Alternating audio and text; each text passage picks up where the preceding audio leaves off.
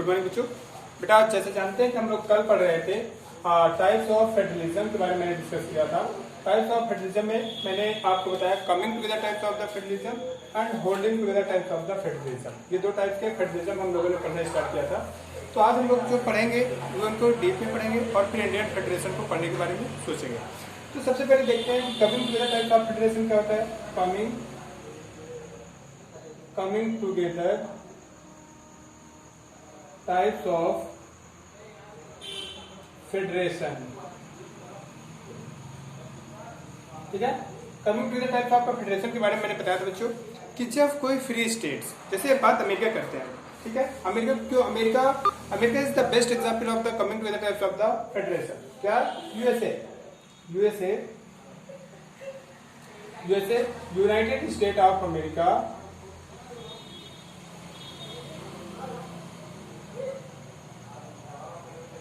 United States of America is the best example of the coming to the types of the federation. Best example of the coming to the type of federation is United States of America. तो आज हम लोग पढ़ेंगे United State of America के coming to the type of federation के क्यों इसे कहा जाता है। तो बच्चों अमेरिका भी तुम लोग जानते हो कि इंग्लैंड के ब्रिटेन के कंट्रोल में था। अमेरिका भी बच्चों, अमेरिका भी अंग्रेजों के यानी इंग्लैंड के कंट्रोल में था। एंड 4 जुलाई 1776 को America got freedom from the British rule. तो जब अमेरिका ब्रिटेन के कंट्रोल में था तो वहां पर एक जॉर्ज वाशिंगटन, वहां के इंसान थे जॉर्ज वाशिंगटन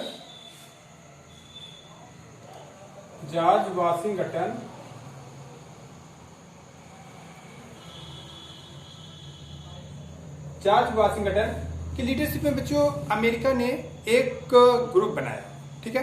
अमेरिका को जब इंग्लैंड ने अपने कंट्रोल में किया तो 13 टेरिटरीज का एक पार्ट थे। कितने? 13 टेरिटरीज। ये मान लेते हैं 13 टेरिटरीज के एक पार्ट थे। काउंट में कम ज्यादा हो सकते हैं, अब 13 कंसिडर करके चलेंगे। तो 13 टेरिटरीज थी और उन 13 टेरिटरीज को वन बाई वन करके अंग्रेजों ने अपने कंट्रोल में किया। जैसे एग्जाम्पल के तौर पर मैं भारत की बात करता हूँ कि जब अंग्रेज, आपको समझाने के लिए कि जब अंग्रेज इंडिया आए तो उनको पूरा इंडिया ऐसे नहीं मिल गया, ठीक है। पूरा इंडिया उन्होंने ऐसे नहीं, पहला वो वार लड़ते हैं, वार ऑफ प्लासी, और वार ऑफ प्लासी में वो किसको डिफीट करते हैं? सिराजुद्दौला को डिफीट करते हैं। तब उन्हें बंगाल उनके हाथ में लगता है। फिर वो वार ऑफ बक्सर लड़ते हैं, तब बिहार और Awadh, United province of Awadh उनके हाथ आता है। फिर इसी तरीके से मैसूर वार लड़ते हैं, कर्नाटका वार लड़ते हैं, और इसके बाद मराठा का वार लड़ते हैं, ठीक है। सिख वार से लड़ते हैं, ठीक है। लॉर्ड वेलेस्ली की पॉलिसीज पढ़ते हैं, ठीक है। अंडर ड्रॉफ्टिंग लॉर्ड डलहौजी की डॉक्ट्रिन ऑफ लाइफ की पॉलिसी पढ़ते हैं, और इस तरीके से तब जाकर के उन्होंने इंडिया को अपने कंट्रोल में किया।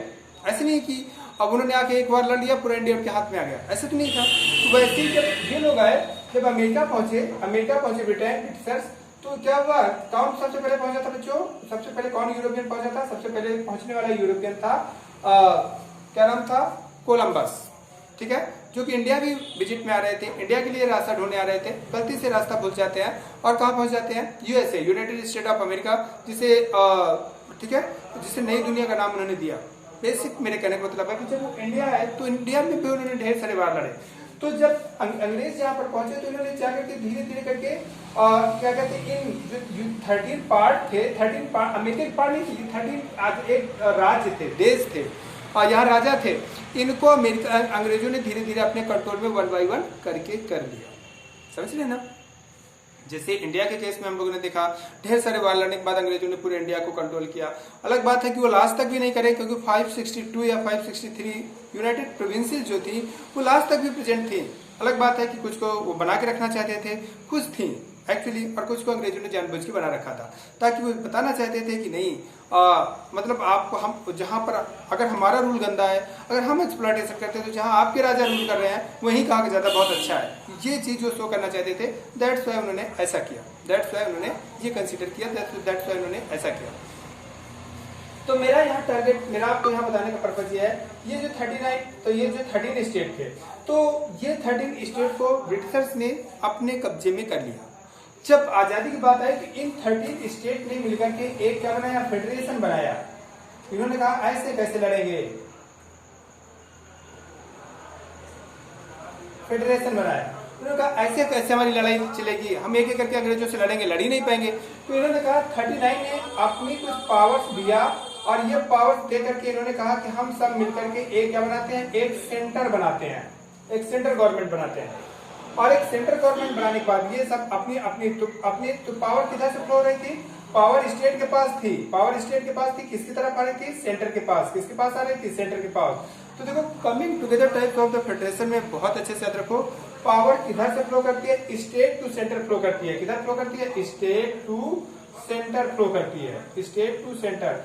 पावर किसके पास थी, इन स्टेट, ये सारे स्टेट्स हैं, स्टेट के पास पावर थी और स्टेट से पावर, स्टेट की सब लोगों ने कहा चलो एक सेंटर बनाते हैं, सब लोग मिल करके एक सेंटर बनाते हैं। और उस सेंटर के हेड किसको बनाया गया था, Brooker T Washington, Brooker T Washington जो पहले आर्मी हेड बने वहां के और first president of United State of America, आजादी के बाद फर्स्ट प्रेसिडेंट ऑफ अमेरिका बने।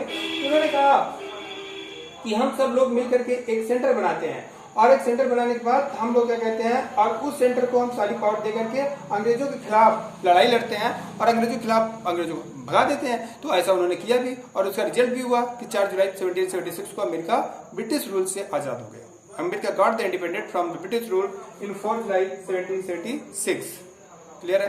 तो मेरे कहने का मतलब अब यहां से हमें अपनी डेफिनेशन निकालनी है। Coming together types of the federation, coming together types of the federation कहता है कि जब आजाद स्टेट्स, आजाद स्टेट क्या कहें, जब फ्री यूनिट्स कहें उनको, क्योंकि वो स्टेट नहीं थे, कोई कंट्री के हिस्सा नहीं थे। जैसे इंडिया में स्टेट क्या होता है, इंडिया का स्टेट का मतलब क्या होता है, स्टेट का मतलब क्या है, इंडिया और इंडिया के स्टेट्स हैं, 28 स्टेट्स हैं। तो उन्होंने कहा वो फ्री यूनिट्स, जब फ्री यूनिट्स अपने कुछ अधिकारों को हैंड ओवर करके, अधिकार किधर से आ रहे हैं, स्टेट की तरफ से, स्टेट पावरफुल थे और उन्होंने अपनी कुछ आजादी किसको दिया, सेंटर को दिया। और सेंटर को देने के बाद उन्होंने एक सेंटर का फॉर्मेशन किया। तो ऐसे फेडरेशन को coming to the type of the federation कहते हैं। तो क्लियर हुआ, coming to the types of the federation क्या है, जब इंडिपेंडेंट यूनिट्स, अब अगर आप यहाँ से डिफाइन करो, जब when the independent units come together to form an centre such types of the federation is known as a coming to the types of the federation. आपको डेफिनेशंस बस इतना याद रखनी है। आप लोग नोट्स बनाते चलो बेटा, मैं बार बार कहता हूँ कि आपको वीडियो पॉज करके अच्छे से नोट्स बनाइए। जब coming together types when the coming together types of the in coming together types of the federation independent units come together, ठीक है, to form and centre by handing over some powers, there are some powers is known as a coming together types of the federation। यहाँ पर क्या है, state, ये जो unit थी वो फ्री थी, ये सब यूनिट फ्री थी, लेकिन इन्होंने अपनी पावर को दे देकर के सेंटर बनाया।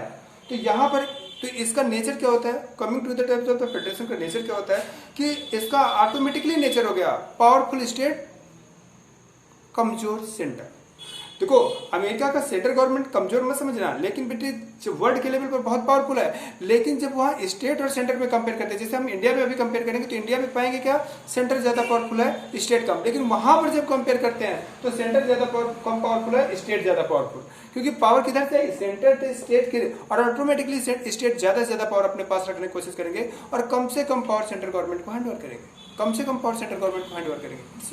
सिंपल लॉ, इट्स लॉ, ठीक है। तो very few powers will be transferred from the hands of the central government to the state government to the centre, ठीक है। तो ऐसे फेडरेशन को हम लोग coming to the types of the federation कहते हैं। तो coming to the types of the federation clear हो गया, when independent states, when independent units come together to form an center that is known as a coming to the types of the federation। तो हम federation के part पढ़े हैं, हमने पढ़ा क्या, डेमोक्रेटिक गवर्नमेंट, दो तरीके की, यूनिटरी, फेडरल, और फेडरल के भी दो पार्ट पढ़ते हैं, coming to the types of the federation, holding together. तो coming to the types of the federation clear हुआ। इसके एग्जाम्पल याद रखना बहुत इंपॉर्टेंट है, यूएसए स्विट्जरलैंड, क्या क्या है, यूएसए या लिख लो, USA Switzerland and Australia, USA Switzerland and Australia is the example of the coming to the types of the federation. अगर आपसे एक नंबर में क्वेश्चन पूछेगा तो आप यूएसए ही लिखेंगे। अगर आपसे पूछता है कि which is the example, right one example of the coming to the types of the federation country, तो आपको you have to write there America. America is the ideal coming to the types of the federation का एक ideal example है USA, America. लगता है उसी को base बना करके डेफिनेशन बनाई गई, उसी को बेस बना करके definition coming to the types of the federation बनाई गई। तो आपको coming to the types of the federation I think एकदम क्लियर है। ठीक है, आप नोट्स बनाते जाइए, वीडियो नोट्स लिखते जाइएगा और उससे बनाते जाइएगा। तो ये coming to the types of the federation आपका हो गया। अब दूसरा टाइप जो हमें पढ़ना है बच्चों, वो holding to the types of the federation पढ़ना है, holding to the types of the federation.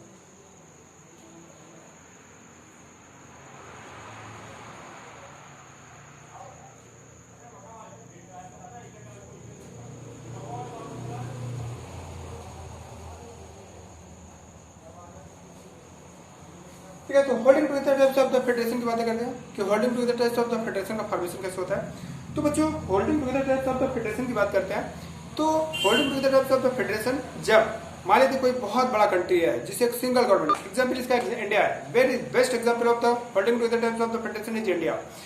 जब किसी कंट्री में, कोई कंट्री बहुत बड़ा हो एरिया में, पॉपुलेशन में, इट इज वेरी, और बहुत ज्यादा डाइवर्सिटी हो, every types of diversity. India में देखो, इंडिया डाइवर्सिटी से भरा पड़ा है। इंडिया में रेगिस्तान, थार के जैसे रेगिस्तान है, इंडिया में हिमालय जैसे ऊंचा माउंटेन है, इंडिया में प्लेट्यूज, चाहे जो डेक्कन प्लेट्यूज है, बड़ा प्लेट्यूज, आपके विंध्य पर्वत है, सतपुड़ा पर्वत है, ठीक है, ये है, ठीक है। तो और ढेरों नदियां हैं इंडिया में, बहुत फर्टाइल एरिया, ठीक है, जो कि एलुवियल सॉइल का बना है इंडिया में, और बालू वाली मिट्टी भी है, डेजर्ट सॉइल भी है, हर टाइप ऑफ। मेरे कहने का मतलब है कि इंडिया बहुत ज्यादा वैरायटी से भरा पड़ा है।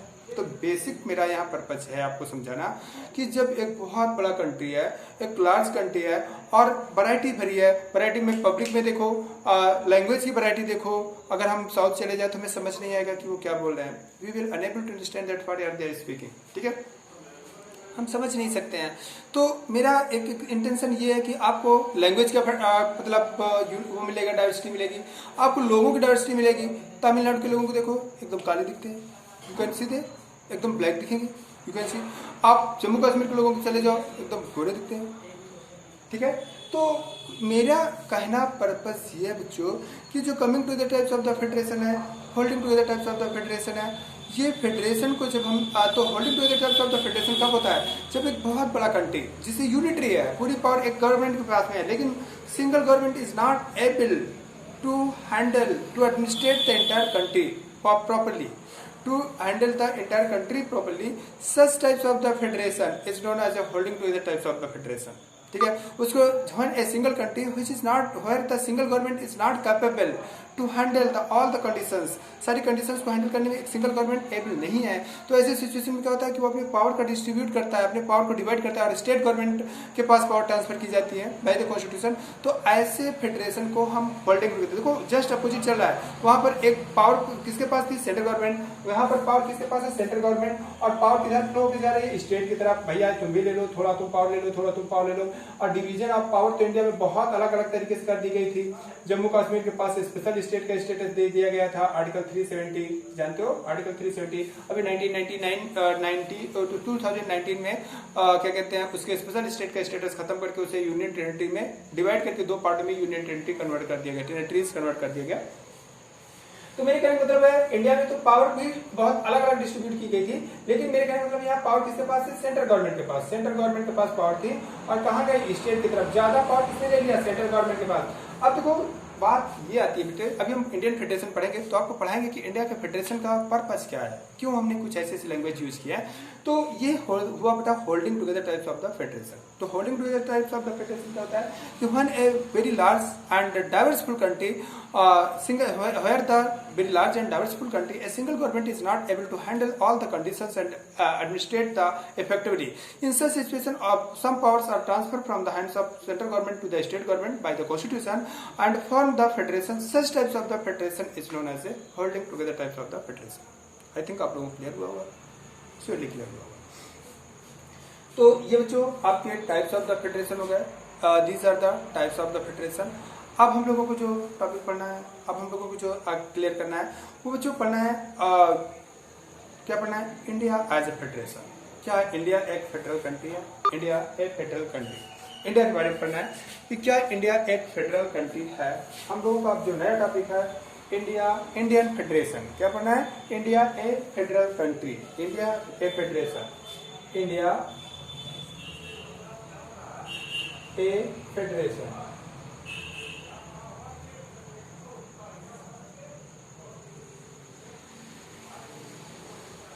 ठीक है, हमें ये टॉपिक क्लियर करना है, हमें ये टॉपिक पढ़ना है, हमें ये टॉपिक समझना है। इंडिया ए फेडरेशन, तो बातें हम करते हैं इंडिया क्या फेडरेशन कंट्री है, अगर है तो कितना है। तो बच्चों हम जानते हैं कि हमारा कॉन्स्टिट्यूशन बना, समझने की कोशिश करो, हमारा कॉन्स्टिट्यूशन बना, हमारे कॉन्स्टिट्यूशन में 395 आर्टिकल्स हैं। पढ़ने के लिए तो 470 के आसपास हो गए हैं, लेकिन नंबर नहीं बढ़ी है। आप लोग ये मत समझिए कि नंबर बढ़ गई है, उसी में जोड़ दिए गए हैं। जैसे 243 पंचायती राज सिस्टम में 243 में जोड़ना स्टार्ट हुआ, कहा आड़ा तक जोड़ डाले, ठीक है, जोड़ डाले ढेर सारे, ठीक है, तो वो नंबर वही है 243, लेकिन उसी में हमने जोड़ दिया, ठीक है। अनुच्छेद 19 आर्टिकल्स 13 है तो 13A जोड़ दिया गया, 13B जोड़ दिया गया, बेसिक 13C जोड़ दिया गया। तो हमने नंबर नहीं बढ़ाया, नंबर आज भी हमारे कॉन्स्टिट्यूशन में 395 ही है, 395 तब भी थे, 395 आज भी, ठीक है, लेकिन बढ़ा गया, आर्टिकल्स बढ़े गए क्योंकि हमने उनके पार्ट बना बना करके जोड़ दिए। तो बात ये थी कि हमारे कॉन्स्टिट्यूशन का जो पहला आर्टिकल्स है वो कहता है, पहला आर्टिकल्स नंबर 1, आर्टिकल नंबर 1 ये क्या कहता है? आर्टिकल 1 कहता है कि India is the union of 28 state and 8 union territories. पहले हमारे कॉन्स्टिट्यूशन का पहला article, India is the union of. अब बात आती है कि India is A federation of हमने क्यों नहीं यूज किया? जब हम फेडरल बनाना चाहते थे तो हमें India is A federation use करना चाहिए। तो बेटा बहुत ब्रॉडली पढ़ो, आई थिंक अगर सही से पढ़ोगे तो आपको किताब बहुत छोटी लगेगी। अगर सही से मेरा लेक्चर देखोगे तो मुझे लगता है कि आपकी किताब आपको लगेगी कि किताब के फैक्ट नहीं है अच्छे, बस पढ़ोगे अच्छे से। तो बेसिक में समझा रहा था कि वो कहता है कि इंडिया, आर्टिकल्स 1 कहता है कि India is A union of 28 states and 8 union territories. बात ये थी पहले 29 स्टेट्स, पुरानी बुक में आपको 29 स्टेट मिलेगा क्योंकि 29 स्टेट हुए थे जम्मू का, लेकिन जम्मू कश्मीर को बाद में स्टेट्स का स्टेटस हटा दिया गया और उसे 2 यूनियन टेरिटरीज में डिवाइड कर दिया गया, एक जम्मू और एक लद्दाख, जम्मू कश्मीर एंड लद्दाख के पार्ट में डिवाइड कर दिया गया। तो यहाँ बेसिक हमारे कहने का मतलब है, हमारा कॉन्स्टिट्यूशन कहते हैं India is A federation of India. तो इंडिया ये नहीं कहता, इंडिया कभी फेडरेशन नहीं यूज करता, इंडिया कभी ये नहीं कहता कि India is A federation of, ठीक है। इंडिया ये वर्ड यूज करते हैं, India is the union of. India ने यूनियन वर्ड यूज किया, इंडिया ने फेडरेशन वर्ड नहीं यूज किया।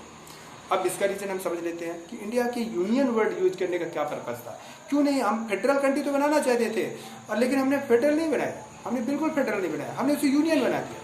रीजन क्या है, यूनियन बनाने का रीजन क्या है, हमें ये देखना है। तो यूनियन बनाने के रीजन के पीछे हमारे कॉन्स्टिट्यूशन मेकर के पास एक चैलेंज आया कि हमारा कॉन्स्टिट्यूशन 1946 को हमारे कॉन्स्टिट्यूशन हमारे कंट्री में एक मिशन आता है जिसे हम लोग कैबिनेट मिशन कहते हैं, और कैबिनेट मिशन ही अलाउ करता है इंडिया के लोगों को आप अपना कॉन्स्टिट्यूशन बनाने के लिए कॉन्स्टिट्यूशन असेंबली बनाइए, ठीक है। तो उस समय पाकिस्तान भारत एक ही थे, तो लेकिन पाकिस्तान की डिमांड चल रही थी, मोहम्मद अली जिन्ना की लीडरशिप में पाकिस्तान की डिमांड चल रही थी। तो क्या हुआ कि भारत ने एक प्लानिंग किया, इंडिया ने प्लानिंग किया to form Indian constitution just like as a America. उन्होंने कहा ऐसा करो जैसे अमेरिका में क्या है, केवल सेंट्रल गवर्नमेंट की पावर्स को लिख दिया गया और बाकी स्टेट को जिम्मेदारी दे दी गई कि आप अपना कॉन्स्टिट्यूशन खुद बनाइए और अपनी खुद की पावर्स अपने कॉन्स्टिट्यूशन में एक्सप्लेन करिए, ठीक है। तो इंडिया ने भी डिसाइड किया कि हम वैसा ही कंट्री बनाएंगे, हम ज़्यादा से ज़्यादा पावर स्टेट को दे देंगे और कुछ इंपॉर्टेंट पावर जो कि पूरे कंट्री के लिए सेम होना चाहिए, जैसे रेलवे सेम होना चाहिए, जैसे करेंसी सेम होना चाहिए, जैसे डिफेंस सेम होना चाहिए, ऐसी कुछ चीज़ें हम सेंट्रल गवर्नमेंट को दे देंगे। जैसे अमेरिका में सेंट्रल गवर्नमेंट कल 5 पावर यूज करती है, डिफेंस, फॉरेन अफेयर्स, करेंसी और रेलवे और एक कोई और है शायद संचार एंड कम्युनिकेशन एंड, ठीक है, ये सिस्टम्स है, ट्रांसपोर्टेशन। तो इतना अमेरिका की सेंट्रल गवर्नमेंट यूज करती है, बाकी सब स्टेट के पास में है। तो वही लॉजिक हमने भी बनाने की कोशिश किया। हम किसी कंट्री को कितना फेडरल मानेंगे, इंपॉर्टेंट क्वेश्चन इज कोई कंट्री कितना फेडरल है, वो डिपेंड करेगा कि स्टेट कितने पावरफुल है। अगर ज्यादा सेंटर पावरफुल होगा तो कंट्री तो यूनिटरी हो रहा है ना यार, फेडरेशन की जैसे हमारे कॉन्स्टिट्यूशन के ऊपर फॉरेन जो वेस्टर्न थिंकर्स है हमेशा ब्लेम करते हैं, India is a unitary country having some point of the federation. वो हमारे कॉन्स्टिट्यूशन कहते हैं तुम यूनिटरी वाले हो यार, कुछ उसमें कुछ पॉइंट हैं जो फेडरेशन के जैसे हैं। हम कहते हैं India is a federal country having some point of unitary process, unitary administrative system, ये कहता है। तो हमारा टॉपिक ये है कि तो ये बात उन्होंने कहा कॉन्स्टिट्यूशन मेकर्स ने, या जो हमारे क्या कहते हैं जो वो आया कैबिनेट मिशन आया, कैबिनेट मिशन और भारत की सरकार के बीच में कुछ ऐसी सहमति बनी कि हम कुछ ऐसा कंट्री बनाते हैं, ऐसा बनाने की कोशिश करते हैं। ठीक है। अब कंट्रोवर्सीज कहाँ कुछ आगे फंस गई, कंट्रोवर्सीज को आगे फंस गई कि जब पहली कॉन्स्टिट्यूशन असेंबली की मीटिंग हुई, कब 9 दिसंबर 1946 को, 9 दिसंबर 1946 को मीटिंग हुई, तो मुस्लिम लीग ने इसमें पार्टिसिपेट करने, जिसके पास 73 मेंबर्स थे, कितने 389 मेंबर्स की टोटल कॉन्स्टिट्यूशन असेंबली थी, और जिसमें 73 मेंबर्स मुस्लिम लीग के थे। इन लोगों ने पार्टिसिपेट नहीं किया और इन लोगों ने कहा कि हम इंडियन कॉन्स्टिट्यूशन असेंबली में नहीं सम्मिलित होंगे, क्योंकि हम अलग देश बनाएंगे जिसका नाम पाकिस्तान। ठीक है। चौधरी रहमत अली ने, एक इंग्लैंड में पढ़ने वाले स्टूडेंट थे, उन्होंने क्या कहते हैं इस वर्ड को डिफाइन किया था। पहले वर्ड को लेकर किसी से पंजाब है, पीलिया और ठीक है ऐसे करके उन्होंने ले करके बनाया था, ये पाकिस्तान नाम डिजाइन किया था। तो उन्होंने कहा ऐसी बात है, तो उन्होंने कहा कि अब हम पाकिस्तान में, तो उन्होंने कहा अब हम कॉन्स्टिट्यूशन असेंबली में सम्मिलित नहीं होंगे, क्योंकि हमें सेपरेट कंट्री चाहिए। विवाद बहुत बड़ा बच्चों। एट लास्ट में कंडीशन जानते हो, मोहम्मद अली जिन्ना के डायरेक्ट एक्शन डे मनाया गया और ढेर सारे लोग उस हिंदू मुस्लिम्स राइट्स में बहुत ढेर सारे लोग मारे गए। सब जगह एक तरीके से कम्युनलिज्म की कंडीशन फैल गई, सब जगह दंगे होने लगे। तो भारत के लोगों को ये एक्सेप्ट करना ही पड़ा कि भारत को डिवाइड कर दिया जाए और भारत पाकिस्तान में डिवाइड। हमसे 18% एरिया और 12% पॉपुलेशन, यानी पाकिस्तान में जो पॉपुलेशन गई थी वो 12%, लेकिन एरिया 18% गया। ठीक है। पाकिस्तान को बलूचिस्तान, सिंध, पंजाब एंड इधर आपका ईस्टर्न बंगाल ये दिया गया। ठीक है। और इस तरीके से पंजाब का मतलब इस तरीके से पाकिस्तान बना। अब जो हमारे कॉन्स्टिट्यूशन मेकर के दिमाग में आया, उनके दिमाग में आया कि अगर हम ज्यादा फेडरल कंट्री बनाते हैं, फेडरल का मतलब आप समझ गए ना, ज्यादा पावर किसको देते हैं, स्टेट को देते हैं। ज्यादा पावर हम स्टेट को देते हैं, कम पावर हम किसके पास देते हैं, सेंट्रल गवर्नमेंट को। कम पावर सेंट्रल गवर्नमेंट को और ज्यादा पावर उठा के स्टेट गवर्नमेंट को देते हैं। ऐसी सिचुएशन में तो दिक्कत ये आ जाएगी कि कल को पंजाबी कहेंगे हमें अलग देश बना दो। अभी पंजाब का विवाद था, पंजाबी कहेंगे हम अलग देश बनाएंगे, तमिलनाडु वाले कहेंगे हम भारत के साथ नहीं रहेंगे। ठीक है, क्योंकि स्टेट बहुत ज्यादा पावरफुल है। तो और इस क्योंकि इंडिया एक बहुत ही डाइवर्सफुल कंट्री है, unite very well that India very diversful country. तो उन्होंने कहा ऐसी सिचुएशन में इंडिया को यूनाइट रख पाना बहुत मुश्किल हो जाएगा। और उस समय इंडिया के कॉन्स्टिट्यूशन मेकर या इंडिया के जो लोग थे उनके सामने सबसे बड़ी चैलेंज थी इंडिया को यूनाइट रख पाना। यार टुकड़ों में टूटने से बचाना, जैसे टूट चुका था इंडिया, बढ़ चुका था, पाकिस्तान जा चुका था इंडिया से। तो उन्होंने डिसीजन लिया, उन्होंने कहा नहीं यार हम फेडरल कंट्री नहीं बनाएंगे, हम फेडरल कंट्री तो बिल्कुल नहीं बनाएंगे। हम क्या करेंगे, हम फेडरल कंट्री ना बना करके एक फेडरेशन तो बनाना चाहते हैं, फेडरल कंट्री तो बनाना चाहते हैं, लेकिन बहुत ज्यादा फेडरल अमेरिका के जैसे फेडरल नहीं बनाएंगे, हम स्टेट को ज्यादा पावर नहीं देंगे। और इस तरीके से उन्होंने, इसी वजह से इंडिया के कॉन्स्टिट्यूशन में फेडरल वर्ड नहीं यूज किया गया। हम लोगों ने क्या यूज किया, यूनियन वर्ड यूज किया। हम लोगों ने यूनियन वर्ड यूज किया, India is the union of. अब आपको समझ में आया होगा, शायद नहीं समझ में आएगा तो इतना डीप आपको समझने की जरूरत नहीं है। आपको इतना याद रखना है कि इंडिया का आर्टिकल 1 कहता है, इंडिया कॉन्स्टिट्यूशन का आर्टिकल 1 कहता है कि India is the union of 28 state and 8 union territories. इतना आपको याद रखना। ठीक है, तो आई थिंक वीडियो लंबा हो रहा है, इस वजह से मुझे खत्म कर देना चाहिए और आगे हम इसे कंटिन्यू करेंगे। आप लोग बेटा वीडियो जरूर देखो। मैं बार बार कहता हूँ कि किताबों में न इतना अच्छा समझाया जा सकता है और नहीं लिखा यार इतना अच्छा, बाकी आपकी मर्जी।